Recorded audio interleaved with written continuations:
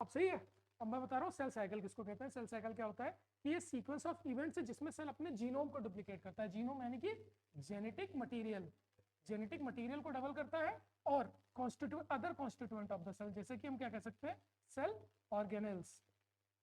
Cell organelle जैसे कि mitochondria हो गया, गोल्गी अपरेटस हो गया, सेंट्रियोल्स हो गए, ये सारी चीजें। तो भाई अगर मुझे जैसे कि मतलब मान लो कि फादर एक था, ठीक है, फादर है और उसके दो लड़के हैं, ठीक। अगर उसको अपने दो लड़कों को चीजें देनी है तो दो इक्वल पार्ट्स में बराबर बराबर होनी चाहिए ना, है कि नहीं। पहले मान लो कि घर में एक फ्रिज था, तो अब पिताजी क्या करेंगे दूसरा फ्रिज भी लाएंगे। पिताजी क्या करेंगे, एक कूलर था तो दूसरा भी कूलर लाएंगे। तो हर चीज क्या करेंगे पिताजी, डबल करेंगे। उसके बाद ही तो दो लड़कों में डिस्ट्रीब्यूट हो पाएगी। बात समझ में आ रही कि नहीं। तो उसी तरह सेल भी क्या करती है, हर चीज दो दो जमा कर लेती है, फिर उसको दो पार्ट में तोड़ देती है। उसी को हम क्या कह रहे हैं, सेल साइकिल। बात क्लियर, समझ क्लियर है। तो सेल साइकिल एक सीक्वेंस ऑफ इवेंट है जिसमें सेल अपना जीनोम को डुप्लीकेट करता है, अदर सेल ऑर्गेनल्स को डुप्लीकेट करता है, इवेंचुअली दो डॉटर सेल में डिवाइड हो जाता है। मतलब ये एक सेल है, ये दो में डिवाइड कर जाएगी। जब इसमें हर चीज डबल हो जाएगी तो डिवाइड कर जाएगी।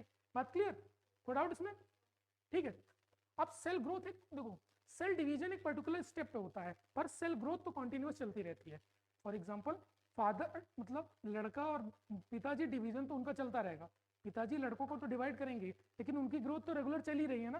तो सेल की ग्रोथ हमेशा एक कॉन्टिन्यूअस प्रोसेस है, पर डुप्लीकेशन एक स्पेशल फेज में होता है, ठीक। और डीएनए का रिप्लिकेशन एक स्पेशल फेज में होता है, एक स्पेसिफिक स्टेज में। कौन सी स्टेज में डीएनए सिंथेसाइज होता है, एस फेज में। एस फेज में डीएनए सिंथेसाइज होता है, ठीक है। बात समझ में, एस फेज में डीएनए सिंथेसाइज, इतनी बात क्लियर। तो हमारी सेल साइकिल का एक सीक्वेंस ऑफ इवेंट है जिसमें जो हमारा सेल है वो अपना जेनेटिक मटेरियल डबल करता है और अदर कॉन्स्टिट्यूएंट को डबल करता है, उसके बाद इवेंचुअली दो डॉटर सेल में डिवाइड कर जाता है। बात क्लियर, समझ में इतनी बात।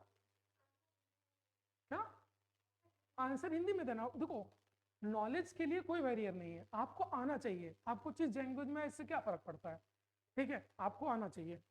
इतनी बात क्लियर, ठीक है। अब फेजेस ऑफ सेल साइकिल की बात करते हैं, ठीक है। तो सबसे पहले मतलब एक typical eukaryotic cell, typical eukaryotic cell यानी कि ह्यूमन सेल, हम लोग की सेल एक बार मतलब एक सेल कितनी देर में डिवाइड करती है, 24 घंटे में। एक यूकैरियोटिक सेल यूजुअली कितने घंटे में डिवाइड कर रही है, 24 घंटे में, ठीक। लेकिन अगर मैं ईस्ट सेल की बात करूं, ईस्ट सेल साइकिल की, तो सिर्फ 90 मिनट में डिवाइड करी जाती है, ठीक है। इसीलिए हर ऑर्गेनिज्म का अपना सेल डिवीजन का टाइम होता है।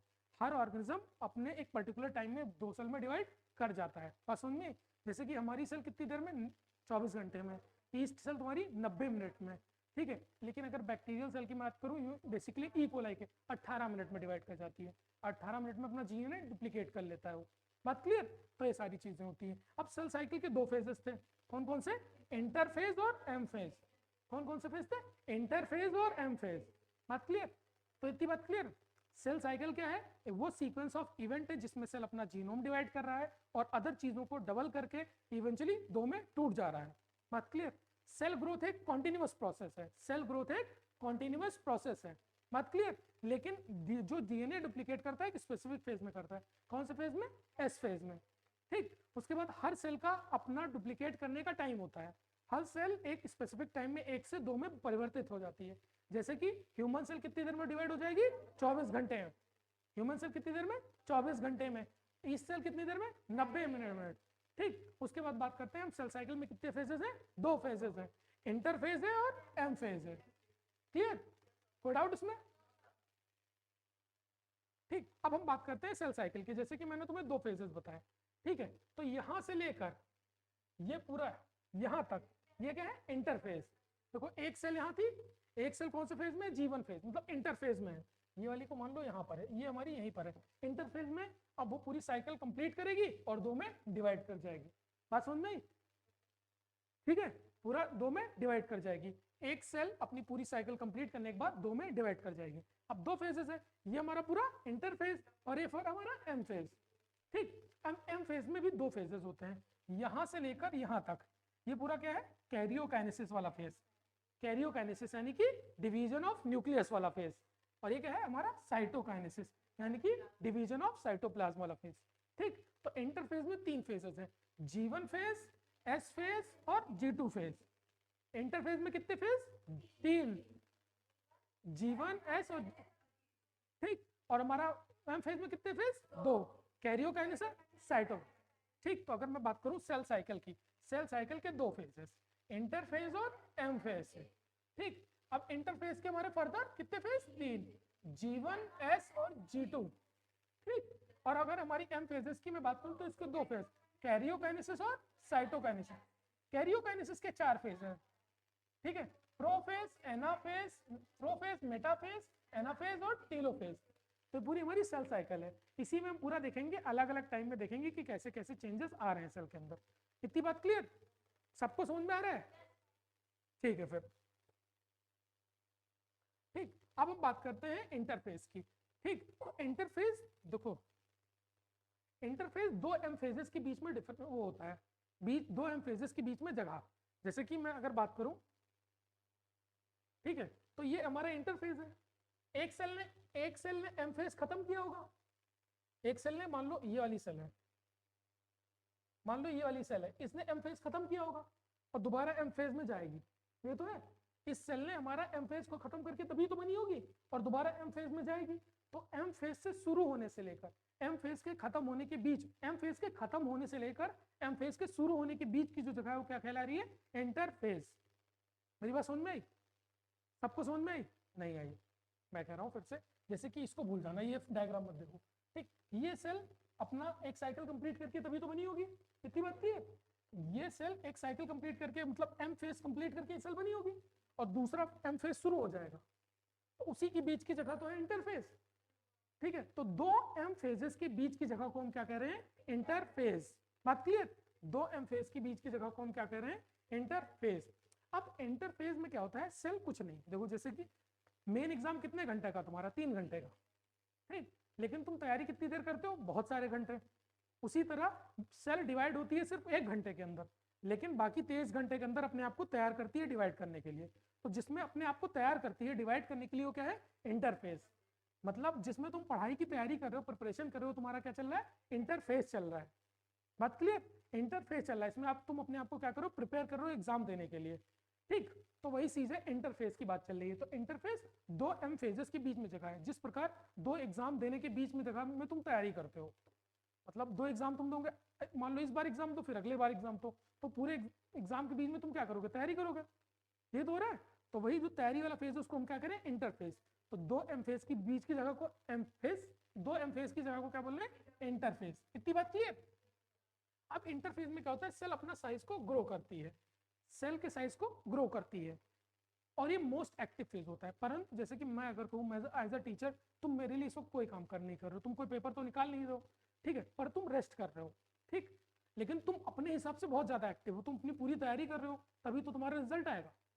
मेरे हिसाब से तुम रेस्ट पे हो, लेकिन तुम अपने हिसाब से बहुत एक्टिव फेज में हो। तो इस फेज को 2 प्रोस्पेक्टिव से अलग अलग नाम दिया जाता है। एक तो मोस्ट एक्टिव फेज भी हम कह सकते हैं, और कई बार कई साइंटिस्ट इसको रेस्टिंग फेज भी कहते हैं। रेस्टिंग फेज क्यों कहते हैं? क्योंकि इसमें जो मेटाबॉलिक चेंजेस होते हैं वो माइक्रोस्कोप में दिखाई नहीं देते। ठीक है, इसमें जो चेंजेस होते हैं, हाँ हाँ एग्जैक्टली, ठीक है, तो उसी तरह जो हमारे सामने आएगा वही तो हम देखेंगे, यानी कि तुम हमारे सामने जो परफॉर्म करके दोगे मैं देख रहा हूँ, तो उसी तरह अगर मैं सेल को माइक्रोस्कोप में देखूंगा तो जो चेंजेस आएंगे वही तुमको दिखाई देंगे। उसके अंदर क्या हो रहा है हमको क्या पता चलेगा? तो जो चीज हमको दिखेगी उसी बेसिस पर हम तुमको जज करेंगे ना। तो उसी तरह सेल के अंदर मेटाबॉलिक चेंजेस होते हैं वो माइक्रोस्कोप पे दिखाई नहीं देते हैं। इतनी बात क्लियर?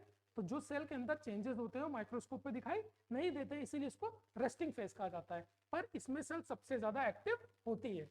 बात क्लियर? अब यहाँ पे 95% वाली बात वही लिखी है कि 24 घंटे हैं, तो मैंने क्या कहा? 23 घंटे से भी ज्यादा टाइम किसमें हम तैयारी कर रहे हैं? इंटरफेस। मतलब 95% से भी ज्यादा टाइम किसका है? इंटरफेस का। ठीक, और 5% से भी कम टाइम किसमें लगता है? तुम्हारा एम फेज में। ठीक, अब इसमें क्या होता है?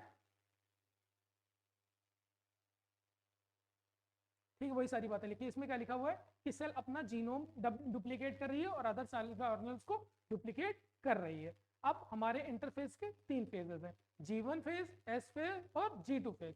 इतनी बात क्लियर? तो पूरा इंटरफेस समझ में आया? इंटरफेस क्या है? 2 एम फेज के बीच की जगह है जिसमें सेल अपने आप मेटाबॉलिकली एक्टिव है। ये 95% से भी ज्यादा टाइम होता है सेल साइकिल का। इसमें जो चेंजेस होते हैं वो माइक्रोस्कोप के अंदर दिखाई नहीं देते, इसीलिए हम उसको रेस्टिंग फेज कहते हैं। ठीक है, इसमें 3 फेजेस होते हैं, G1, S और G2। इसमें सेल क्या कर रही है, अपने आप को प्रिपेयर कर रही है, ठीक है, अपनी ग्रोथ कर रही है और डीएनए रिप्लिकेशन कर रही है ऑर्डरली मैनर में। इतनी बात क्लियर? कोई समस्या यहाँ तक सबको समझ में आया? ठीक है, अब जो हमारा पहला फेज आता है G1 फेज, ठीक है।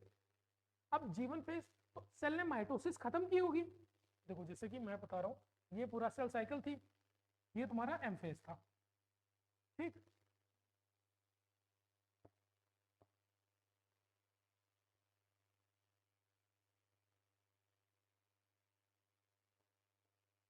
दिख नहीं रहा है, विजुअल है, ठीक। तो ये पूरा हमारी सेल साइकिल थी, ये हमारे का था M फेज था, ये G1, S और G2 फेज था।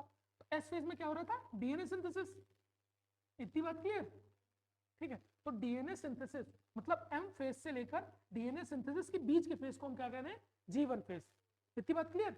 M फेज के बाद से लेकर डीएनए सिंथेसिस के पहले फेज तक हम क्या कह रहे हैं, G1 फेज। वही बात है, लिखिए G1 phase correspond to the interval between mitosis, ये M फेज हुआ, मतलब सेल डिवाइड होने के बाद से लेकर initiation of the DNA replication, जिसमें डीएनए रिप्लिकेशन हो रहा है उससे पहले। तो डीएनए रिप्लिकेशन से पहले और M फेज के बाद में जो पीरियड उसको हम क्या कह रहे हैं, G1 फेज। इतनी बात क्लियर? ये बात मैंने उस दिन भी बताई थी, ठीक है। अब इस फेज में क्या हो रहा है, सेल अपने साइज को कंटिन्यूअसली ग्रो कर रही है और बेसिक चेंजेस इसमें क्या क्या आ रहे हैं, आरएनए सिंथेसाइज कर रही है, प्रोटीन सिंथेसाइज कर रही है और सेल ऑर्गेनल्स को डिवाइड कर रही है। 3 चीज तुमको इसमें याद रखनी है, ठीक। आरएनए, डीएनए, आरएनए, प्रोटीन और सेल ऑर्गेनल्स, 3 चीजें इसमें रिप्लिकेट होती है, मैंने उस दिन भी बताया था, ठीक है। तो जो हमारी ये G1 फेज, इसी देखो G1 फेज को दूसरा नाम प्री डीएनए सिंथेसिस फेज भी दिया गया। क्यों? क्योंकि डीएनए सिंथेसिस से पहले वाला फेज है, ठीक। तो डीएनए सिंथेसिस से पहले आता है, इसलिए हम तो क्या करें, प्री डीएनए सिंथेसिस। इतनी बात क्लियर? G1 फेज को हम क्या करें, प्री डीएनए सिंथेसिस फेज। ये किसके किसके बीच में जगह है, M फेज और डीएनए से शुरू होने से पहले, ठीक, डीएनए एप्लीकेशन शुरू होने से पहले जगह G1 फेज। इसमें क्या हो रहा है, हमारा सेल मेटाबॉलिकली एक्टिव है, अपने साइज को ग्रो कर रही है, उसके साथ साथ सेल ऑर्गेनल्स भी इंक्रीज हो रहे हैं, उसके साथ साथ आरएनए और प्रोटीन भी इंक्रीज हो रहा है, ठीक। G1 फेज के कंप्लीट होते होते सेल नहीं, G1 के फेज के कंप्लीट होते होते सेल अपना साइज मैक्सिमम कर चुकी होती है। इतनी बात क्लियर? क्लियर है? यहाँ तक किसी को कोई डाउट? सबको समझ में आ रहा है? यहाँ तुमको समझ में आ रहा है? तुम्हें डाउट लग रहा है मुझे, तुमको नहीं समझ में आ रहा है? पक्का? नहीं आओ तो बताओ, मैं सारे डाउट्स क्लियर कर दूंगा अगर मुझे आएगा तो, ठीक। उसके बाद बात करते हैं एस फेज की। एस फेज का सबसे इंपॉर्टेंट फेज इसको क्या कहते हैं, डीएनए सिंथेसिस फेज। क्या बोल रहे हैं, डीएनए सिंथेसिस फेज। अब इसमें क्या हो रहा है, सिर्फ और सिर्फ डीएनए और हिस्टोन प्रोटीन सिंथेसाइज होते हैं। क्या? देखो मैंने बताया था डीएनए किसके ऊपर रैप होता है, हिस्टोन प्रोटीन। डीएनए कितना बड़ा है, 2 मीटर लंबा। हमारे अंदर एक सेल के अंदर, जो एक सेल में दिखाई भी नहीं देती है, उसके अंदर कितना मीटर लंबा डीएनए, 2 मीटर। अब वो 2 मीटर लंबा डीएनए हमारे एक सेल के अंदर है, तो कैसे उसको खूब मोड़ा गया होगा ना, जैसे कि एक रस्सी होती है बहुत बड़ी होती है, लेकिन हम उसका गट्ठर बना के इतने छोटे में रख सकते हैं। उसी प्रकार हमारे डीएनए का गट्ठर बन के हमारे सेल के अंदर रखा हुआ है। हाँ, सेल के अंदर के न्यूक्लियस के अंदर, न्यूक्लियस के अंदर हिस्टोन प्रोटीन के ऊपर लपेटा गया। बात क्लियर? इतनी बात क्लियर है? ठीक है। उसके बाद अब देखो इस फेज में क्या हो रहा है, हमारा न्यूक क्या हो रहा है, भगवान ने नहीं लगाया होगा, वो हम लोगों ने लगाया है। हम लोग डिस्कवर कर, भगवान ने भी सोचा भी नहीं होगा कि ऐसी ऐसी चीज कर लेगा इंसान, ठीक है। तो इसमें इसमें हमारा न्यूक्लियर डीएनए और सिंथेसिस ऑफ हिस्टोन प्रोटीन हो रहा है, ठीक। अब यहाँ पर डीएनए डिवाइड हो रहा है पर क्रोमोसोम नंबर डबल नहीं हो रहा है, क्रोमोसोम नंबर जितना है उतना ही रहेगा। फॉर एग्जाम्पल हमारे सेल में पहले क्या था, 46 क्रोमोसोम्स थे, तो 46 क्रोमोसोम्स ही रहेंगे। परंतु अगर हमारे सेल के अंदर 2 ग्राम डीएनए था, ठीक, तो अब डीएनए कितना हो जाएगा, 4 ग्राम। तो डीएनए का सिर्फ और सिर्फ अमाउंट बढ़ रहा है, डीएनए का में क्रोमोसोम की संख्या बराबर है।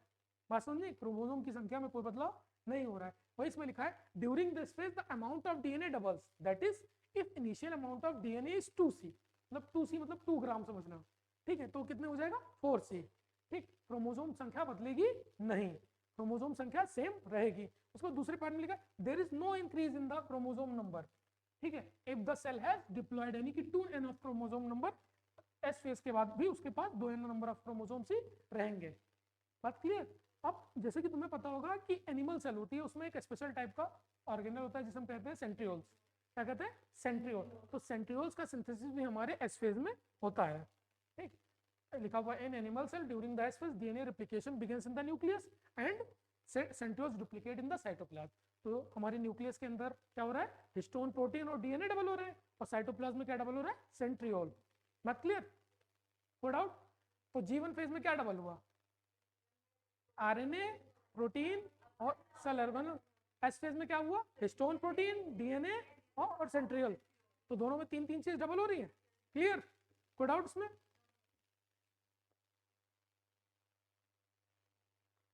ठीक है। अब देखो, जैसे कि तुम जो तीन फेजेस पे तुम अपने जीवन के फेजेस के ऊपर करो। ठीक, इंटरफेस क्या होता है? तैयारी वाला फेज है। ठीक है, तैयारी वाला फेज। अब तैयारी में तीन फेजेस आते हैं। तुम यहाँ पे पढ़ने आ रहे हो, ये तो तुम्हारा सबसे इंपॉर्टेंट फेज है कि नहीं? यहाँ पे तुम आ रहे हो, ज्ञान प्राप्त कर रहे हो, तो तुम्हारा इंपॉर्टेंट फेज यानी कि ये कौन सा फेज है? S phase. ये क्या है? S phase. तुम यहाँ कोचिंग से पहले नहीं आए तो तुम जो थोड़ी बहुत तैयारी किए थे यहाँ आने के लिए, पढ़ने के लिए, वो कौन सा फेज था? G1 phase. अब इस कोचिंग के बाद जब तैयारी पूरी करके जाओगे तो कौन सा फेज आएगा? G2 फेज, जिसमें तुम रिवीजन करोगे घर पे बैठ के, पढ़ाया तुमको नहीं जाएगा। ठीक है, एग्जाम के 2 4 10 दिन पहले। ठीक, तो वो कौन सा फेज होगा तुम्हारा? G2 phase. G2 फेज क्या होगा? फाइनल। क्या है? फाइनल प्रिपरेटरी फेज है। क्या है? फाइनल प्रिपरेटरी फेज है। Final preparatory phase before M phase. मतलब एक्चुअल एग्जाम देने से पहले जो तुम एक्चुअल में तैयारी करते हो उसको क्या कहते हैं हम लोग? G2 phase. बात क्लियर? अब इसमें कौन कौन सी चीजें डबल होंगी? इसमें क्या डबल होगा?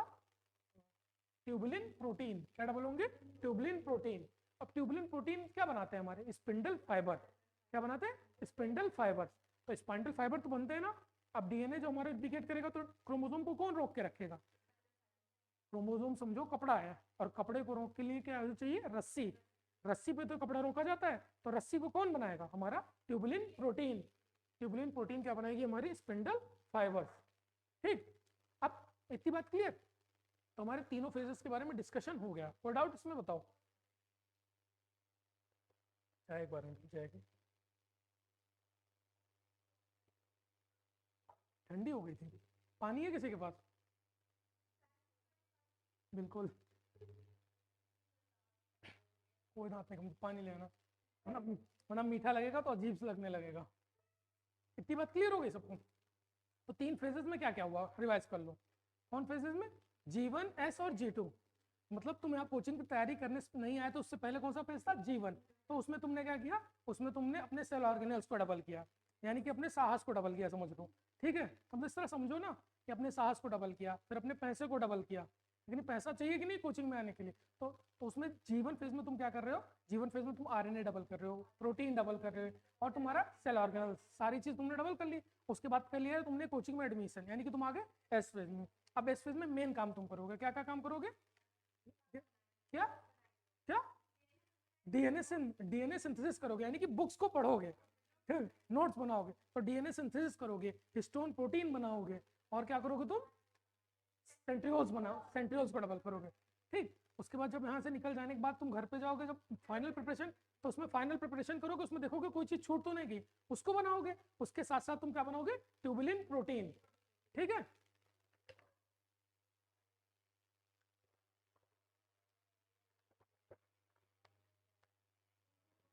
अगली बार मैं इसको अलग एग्जाम्पल से समझाऊंगा। अगली बार किसको पढ़ाना होगा तो मैं कपड़े जैसे कि कपड़े को धुलने से पहले कपड़ा भिगोगे। ठीक है, तो भिगोने वाला फेज G1, कपड़ा धुलोगे तो G2, और कपड़े को टांग दोगे तो G3। उसमें टांगने वाला भी आ जाएगा ट्यूबुलिन प्रोटीन्स। क्लियर? कोई डाउट इसमें? तो तीनों फेजेस क्लियर है, G1, S और G2। ये हमारे हो गए इंटरफेस के बारे में। ठीक, अब क्या होते हैं? अब आते हैं चेक पॉइंट्स। क्या आते हैं? Check points. अब हम देखेंगे कि काम हमारा सही से हो रहा है कि नहीं हो रहा है। जैसे कि तुम इस कोचिंग में एडमिशन लेने आए, तो कोचिंग में जब एडमिशन लेने उससे पहले मैंने तुम्हारा टेस्ट किया, तुम इस कोचिंग में पढ़ने लायक हो कि नहीं, तो उसको कौन सा चेक पॉइंट बोलेंगे? अभी देखो, देखो तीन तरह के चेक पॉइंट्स, इसमें क्लियर है नहीं लेकिन मैं बता दे रहा हूँ, देखना। इसमें काफी कंफ्यूज हो गए होगे ना? नहीं देखा ही नहीं? देखो,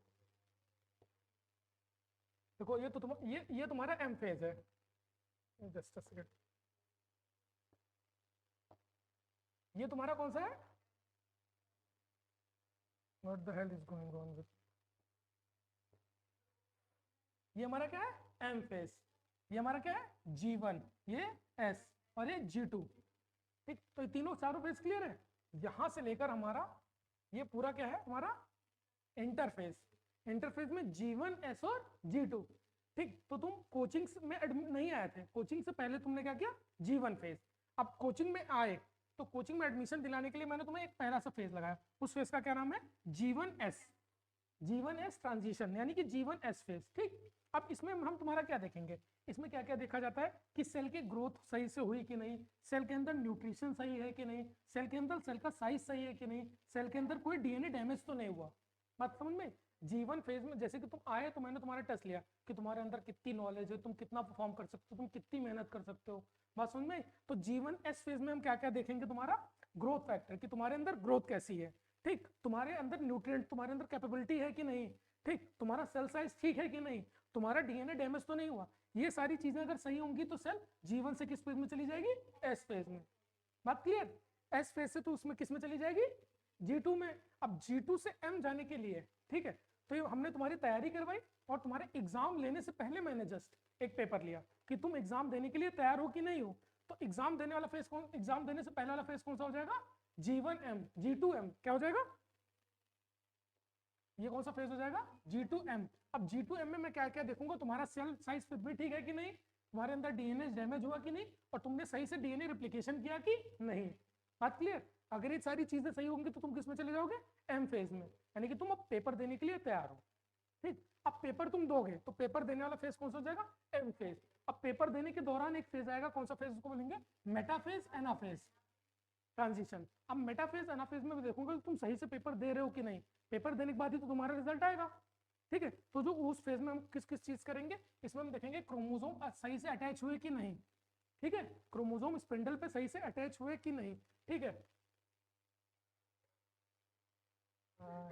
ठीक है, अब इसमें क्रोमोसोम सही से अटैच हुए कि नहीं, उसके बाद मतलब हमारा एपीसी एक्टिवेट हुआ कि नहीं, ये सारी चीजें देखेंगे। ठीक है, एनाफेज प्रोमोटिंग फैक्टर देखो, जैसे कि कौन कौन से फेजेस होते हैं, प्रोफेज, मेटाफेज, एनाफेज और टीलोफेज। ठीक, तो मेटाफेज से एनाफेज में जाने के लिए एनाफेज प्रोमोटिंग फैक्टर आता है, एपीसी, एनाफेज प्रोमोटिंग फैक्टर। ठीक है, एपीसी, तो ये एक्टिवेट हो जाएगा तभी तो हमारी सेल मेटाफेज से एनाफेज में चली जाएगी। ठीक, इतनी बात क्लियर। अब इसमें एपीसी से, एपीसी किन किन चीजों में इन्वॉल्व होगा, सिस्टर क्रोमेटिड को तोड़ने में, डिकंडेंसेशन ऑफ द क्रोमोसोम, अभी सारी चीजें आगे बताई जाएंगी, मैं बताऊंगा।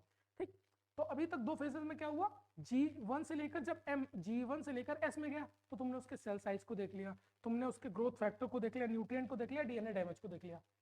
G2 से M में जाने में ये सारी चीजें देख ली, और मेटाफेज एनाफेज के अंदर तुमने ये सारी चीजें देख ली। अब इसकी सारी चीजें अभी आगे बताई जाएंगी। ठीक, अभी क्या होगा, डीएनए लगेगा, फिर डीएनए टूटेगा, तो ये सारी चीजें इसमें दिखाई जाएंगी। इतनी बात क्लियर। तो ये क्या है, तुम्हारी चेक पॉइंट्स है। चेक पॉइंट्स का काम क्या क्या होता है कि चेक पॉइंट्स बस ये देखते हैं कि सेल सही तरीके से डिवाइड कर रही है कि नहीं। अगर उसमें कोई डिवीजन में कोई दिक्कत होगी तो सेल वहीं पे रुक जाएगी। मान लो सेल G1 मतलब क्या है, G1 से लेकर S में आने वाली थी, उसने देखा कि सेल का साइज प्रॉपर नहीं है, सेल के अंदर डीएनए डैमेज है, तो सेल डिवीजन करना तुरंत बंद कर देगी, सेल डिवाइड नहीं करेगी। बात क्लियर। जिस तरह तुम, अगर मुझे लगेगा तुम कैपेबल नहीं हो निकालने के तो मैं तो कोचिंग में एडमिशन नहीं लूंगा। बात क्लियर, सबको समझ में आया। तो ये हमारे क्या हो जाएंगे, अभी तक हमने क्या पढ़ लिया, हमने तीन फैक्टर्स पढ़ लिए, इंटरफेस के बारे में पढ़ लिया, चेक पॉइंट्स के बारे में पढ़ लिया। इतना हमने उसी दिन पढ़ा था। यहाँ तक किसी को कोई दिक्कत, क्लियर, समझ में आया तुमको, सतीश क्लियर है। ठीक है, अब जो हमारी सारी चीजें हैं, ठीक है,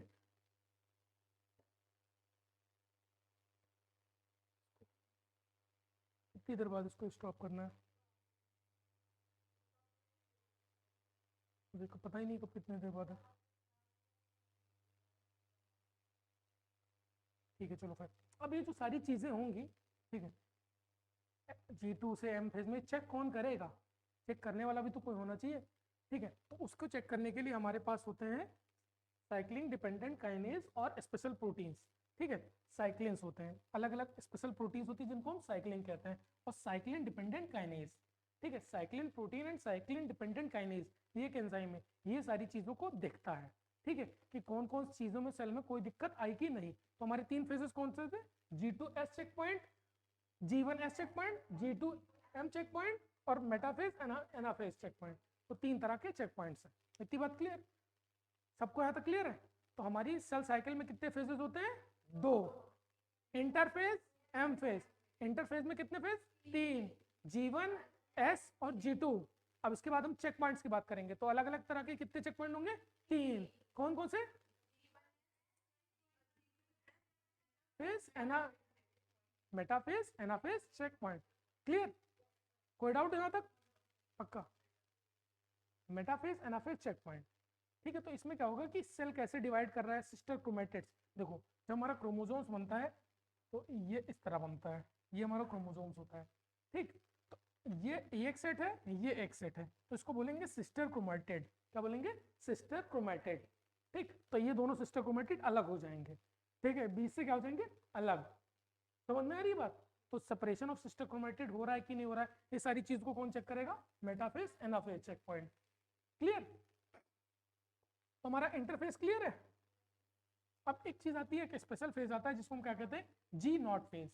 क्या बोलते हैं? G0 फेज, या फिर क्यूसेंट फेज। क्यूसेंट फेज क्या बोलते हैं? Quotient phase. ठीक, हमारी बॉडी की हर सेल डिवाइड नहीं करती, हमारी बॉडी की हर सेल डिवाइड नहीं करती। जैसे कि हार्ट सेल, नर्व सेल, ये सेल्स डिवाइड नहीं करती।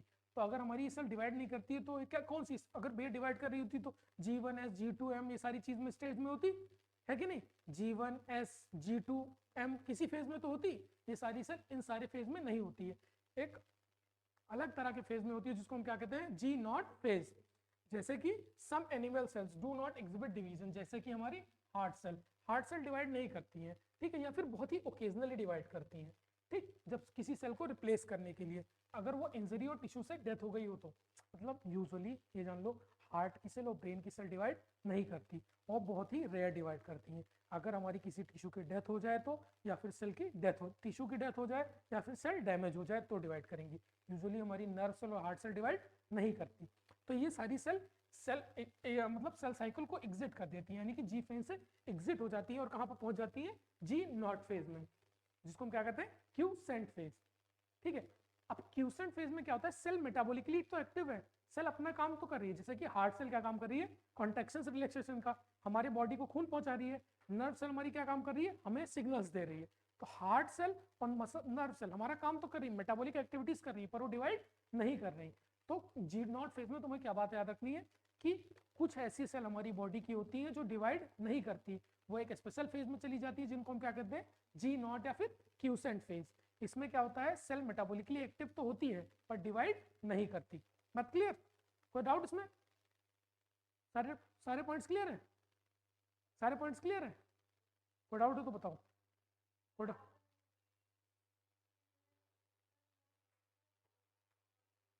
RS में लिखा है कि cell remain metabolically active but no longer divide unless called on to do so depending upon the requirement. मतलब रिक्वायरमेंट के बिना ये सेल डिवाइड नहीं करेगी, कोई किसी भी सिचुएशन में डिवाइड नहीं कर सकती जब तक सेल की डेथ ना हो जाए या टिश्यू डैमेज ना हो जाए। बस उनमें जब सेल डेथ हो जाएगी या टिश्यू डैमेज हो जाएगा, उसी कंडीशन में सेल डिवाइड कर सकती है, कोई जरूरी नहीं कि करेंगी। बात क्लियर? कोई डाउट? मुझे लगा इतना बड़ा डाउट है इतनी देर से। इतनी बात क्लियर? तो हमारे कितने फेजेस हो गए? G1S, G2, ये तो इंटरफेस की बात हो गई। और हमारा G0 फेज हो गया जिसमें हमारी अलग टाइप की सेल्स चली जाएंगी जो डिवाइड नहीं कर रही हैं। क्लियर? ठीक, अब दूसरा हमारा फेज आ जाएगा M फेज। M फेज को हम क्या बोलेंगे? Division phase. क्या बोलेंगे? Division phase. ठीक है, इसमें एक्चुअल सेल डिवीजन होगा, यानी कि माइटोसिस होगी। अब देखो, माइटोसिस और म्यूसिस में तुम्हें सिंपल सा डिफरेंस बता दूं। माइटोसिस, बस एक पॉइंट याद रखना है और कुछ नहीं जानना। माइटोसिस में क्या होता है? माइटोसिस में इक्वेशनल डिवीजन होता है। क्या होता है? Equational division. मतलब अगर हमारी सेल के पास 2n नंबर ऑफ क्रोमोसोम है तो डिवीजन के बाद भी 2n बचेंगे। ठीक, और म्यूसिस में क्या होगा? रिडक्शनल डिवीजन, यानी कि हाफ हो जाएगा। 2n क्रोमोसोम होंगे तो कितने हो जाएंगे? n। बस तुम इतनी बात याद रख लो, और म्यूसिस माइटोसिस के बारे में तुम्हें और कुछ जानने की जरूरत नहीं है। म्यूसिस में, माइटोसिस में एक चीज और डाल सकते हो कि जो म्यूसिस होता है वो रिप्रोडक्टिव सेल्स में होता है, यानी कि जर्म सेल में। जो हमारी रिप्रोडक्शन वाली सेल होंगी, गैमीट बनाने वाली सेल, शुक्राणु बनाने वाली सेल्स, उन्हीं में हमारा कौन होगा? म्यूसिस। स्पर्मेटोजेनेसिस और oogenesis। बात क्लियर? स्पर्मेटोजेनेसिस और oogenesis में मियोसिस होंगी, बाकी जगह क्या होगी हमारी माइटोसिस। इतनी बात क्लियर? और इससे ज्यादा तुम्हें कुछ जानने की जरूरत नहीं है।